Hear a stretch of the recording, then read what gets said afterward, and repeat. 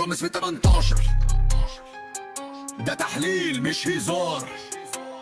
تمام رامز في 18 صوت الماتش في كل دقيقة. عارفين ليه الواحد مبسوط بمنتخب مصر ومتفائل بيه؟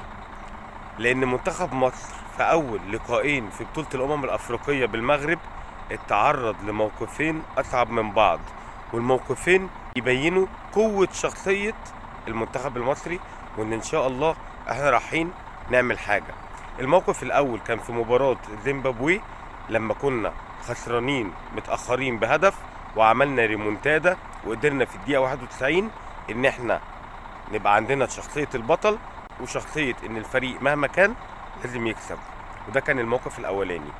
والموقف الثاني هو في تاني لقاء مباراة جنوب أفريقيا لما المنتخب لعب 7 دقايق في الشوط الأولاني و45 دقيقة في الشوط الثاني وهو ناقص لعيب، وقدر وهو كسبان 1-0 يحافظ على المكسب بتاعه. وبكده منتخب مصر قدر يظهر شخصيته، قوة شخصيته قدام الناس كلها، ان هو اي حد هيلعبه هيعاني. منتخب مصر في البطولة دي عشان يخرج او يخسر مش بسهولة. كل التوفيق والدعم لمنتخب مصر، وشكرا انكم وريتونا شخصية المنتخب المصري وقوته.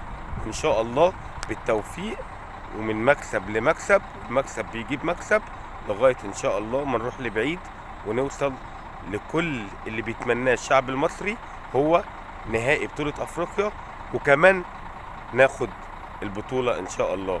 كل التوفيق والدعم لمنتخب مصر، شخصيتنا هي قوتنا. سلام.